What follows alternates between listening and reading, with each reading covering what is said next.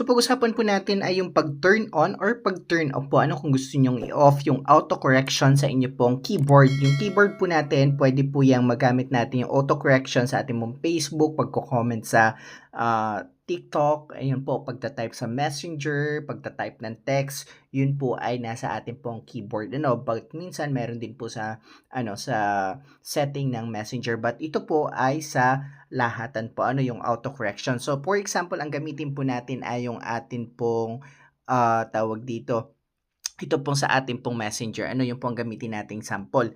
Pero ito po ay, po ito, applicable po sa kahit sa pagte-text po. Yung auto-correction, may on ninyo at may off. So, pindutin natin yung message area dito po. Ayan po, para lumabas po yung ating pong setting. So, ayan po, click natin yan. Then, from here, makikita nyo po yung setting. And dyan po, makikita nyo po may arrow po.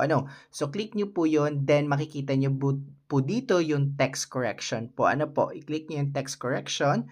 Ayan, makikita nyo na agad dito yung auto correction po. So sa akin po, naka-on po siya. Ayan po, So kung nakaganito po siya, ibig sabihin naka-off po siya. So dahil po naka-blue, ibig sabihin naka-auto correct.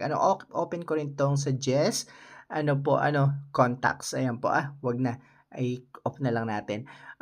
Undo correct on backspace. So, pwedeng, meron din po dito ang auto capitalization, double space. So, ayun po so auto correction, and of course, kung gusto niyo pa po ng ibang setting na on dito, pwede niyo pong i-on. That's our tutorial, guys. See you around. God bless you. Thank you so much po.